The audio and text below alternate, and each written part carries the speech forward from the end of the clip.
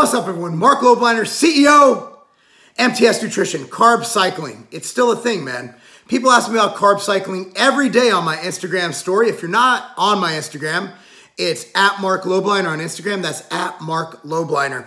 And carb cycling is something that comes up. People think it's some magical thing where you can eat, well, basically the same amount of calories as if you didn't carb cycle and get better results. My opinion on carb cycling is kind of my opinion on everything else. I don't think it's bad. However, I don't think it's better. What carb cycling will help people to do is to have higher calorie and lower calorie days. Then at the end of the week, at the end of a group of days, at the end of a long period of time, you end up in a caloric deficit due to having those lower calorie days where the medium carbs will probably be more of a maintenance day. Higher carbs will be over maintenance, lower carbs will be under maintenance. As long as at the end of, let's say, a week period or a given period, you're at below what you need, you're basically in a hypocaloric state, you will lose fat. Now, we have done some more research. Now, for example, in one of my first books, I have it right here, The Game Over Cut Diet. I wrote this book in 2004 with Chuck Rudolph, Derek Charleboy, and Doug Kalman, PhD, had the foreword in it. Now, back then we recommended a refeed, which was one high carb meal every third day. So essentially every third day you'd have a high carb meal before bed, refill your glycogen stores, get your leptin going and all that. But even since then, what happened is we have new data. And the data is contradictory to what we used to recommend. For example, now we know it takes about 5 days of calories at or slightly above maintenance to even do anything with your thyroid, with your leptin, with your ghrelin. Basically, to have any hormonal changes, you need about 5 days of overeating or eating at maintenance or slightly above. Whereas in a diet, you're in a hypocaloric state, which are less calories being taken in than you're burning through your basal metabolic rate, through your TDEE, through energy expenditure, through cardio, through training, through walking, through living, through breathing, etc.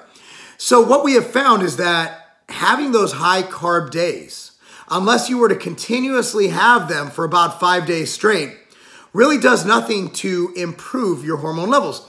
Now, what it will do is it'll give you some increased glycogen. It'll make your muscles fuller, might even make for a better workout, but it's not going to increase your rate of fat loss. It's not going to keep your hormones going, because if you're in an overall hypocaloric state over the course of a time, 1 day is not enough to elicit a hormonal change, which will keep your thyroid and everything from dropping. And as the bros say, keep your fat loss going, right? Avoid hitting stick points. Now, while I'm not a fan of carb cycling, and here's why, because it's just as restrictive as dieting.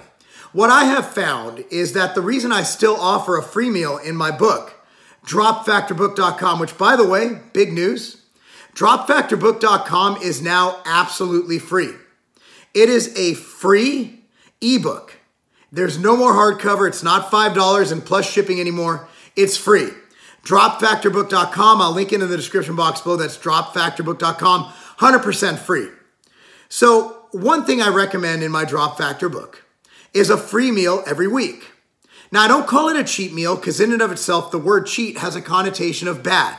Cheating on your spouse, cheating on your test. Cheating is just a bad word. I don't ever want you to correlate diet with cheating, with something bad. I want you to correlate diet with getting results, with a lifestyle, with eating to live and not living to eat. So as soon as you start classifying things as good and bad, you're going to have an issue. Now, what the free meal does, aka the cheat meal, we'll use that just because you're used to hearing it, is one night a week, you go out to dinner. And I always have this thing, it's called keep it free, keep it three. Order an appetizer, order the main entree, and order a dessert. Don't go to a buffet, don't blow it out too much. What the free meal allows you to do is it allows you to, one, satiate whatever craving you have. Number two, it allows you to go out to a restaurant and eat something where you're not special ordering. And it also allows you to just feel normal and have a good time.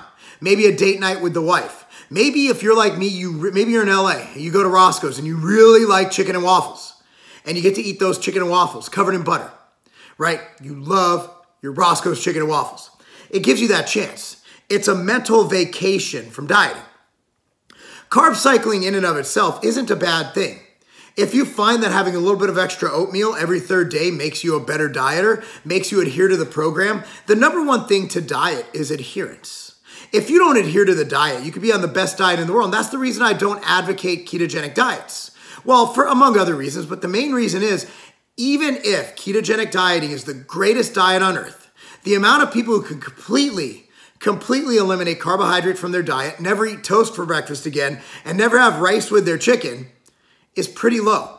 So the main issue with ketogenic dieting, despite its evidence for or against, is adherence. So my main thing is, can you adhere to the diet? Now, carb cycling offers no inherent benefit over a straight diet, a linear diet where you're basically eating to lose 1 to 2 pounds a week. We did a stick point, you drop, and you eat that every single day. And for me, psychologically, if you're not getting ready for a show, if you're getting ready for a show, things go weird. But then you throw in that free meal for a psychological, and also another point of psychological is when you go to the gym after that free meal, you're gonna feel great. Your glycogen stores are gonna be filled, your muscles are gonna be popping, you're gonna have veins all over the place. It's gonna be fucking awesome. So there's many reasons for that free meal, mainly psychological. But for carb cycling in general, I do not find there to be a benefit unless you see a psychological benefit. Number one, it does not allow you to eat more and lose fat the same as if you ate less. And number two, it's completely not necessary. However, if it does help you stick to a diet, then by all means, carb cycle. Anyway, that's my opinion. I'm sticking to it. Click on the link in the description box below and get to my free book. It's called the Drop Factor book. It's been up for about 2 years and it's been for sale, but now it's free because I love you guys. It's my way of giving back. Anyway, guys, and we're still selling like 100 copies of it a week. And just put it in perspective, it's 500 bucks in books, right? So at the end of the day, I just want to make sure that you guys get to read it, help you reach your goals. And it is what it is. Anyway, guys, thanks so much for watching. I appreciate it. Click on the link, discuss in the comment section, like, share, subscribe to this channel. That's not a game.